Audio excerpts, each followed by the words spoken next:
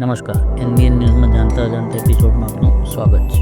આજનો આપણો વિષય છે રોલેક્સ, લક્ઝરીની પાછળ છુપાયેલી કઠિન સત્ય કહાની. એક સમયનો સ્ટ્રગલર આજે $1 બિલિયન બ્રાન્ડ રોલેક્સ પાછળનું સાચું રહસ્ય અને હચમચાવી દેશે. જેમણે ઘડિયાળ ખરીદવા માટે પૈસા ઉધાર લીધા હતા, એમની ઘડિયાળ કરોડોમાં વેચાય છે. એને દુનિયા રોલેક્સના નામથી જાણે છે. હેન્સ વિલ્સડોર્ફ એક છોકરો જર્મનીમાં પેદા થયો. 9 વર્ષનો હતો ત્યાં જ તેના મા બાપ મૃત્યુ પામ્યા અને એ અનાથ થઈ ગયો. ક્યારેક બોર્ડિંગ સ્કૂલ તો ક્યારેક સગાવાલાને ત્યાં જિંદગીને એને બધી બાજુથી ધક્કો માર્યો.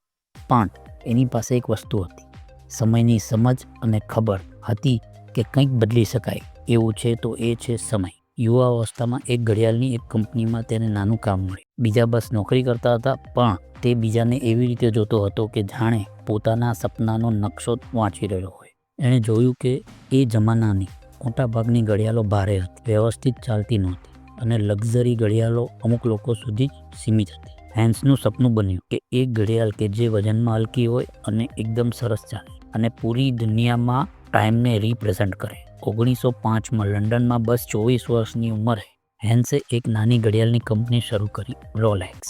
શરૂઆતમાં લોકો બહુ હસ્યા, પણ હેન્સ રોકાયો નહીં. રાતોની ઊંઘ ઉડાવી દીધી, વર્ષો સુધી સતત કામ કર્યું, બધા ફેલિયરની સીડી બનાવી. આજે રોલેક્સ માત્ર બ્રાન્ડ નથી, એ હર એક માણસની પ્રેરણા છે જેને સમયની કદર કરી, જેણે એ સમયને સમજ્યું કે ઘડિયાળ ખાલી ટાઈમ નથી બતાવતું, એણે એ બતાવ્યું કે તું પોતાનો સમય કેવી રીતે વિતાવી રહ્યો છે. હેન્સને પોતાની કંપની વેચવાનું વિચારવા સુધી સીમિત નહોતું, કારણ કે એનું સપનું હતું રોલેક્સ, અને સપનું ક્યારેય પૈસાથી નથી ખરીદાતું.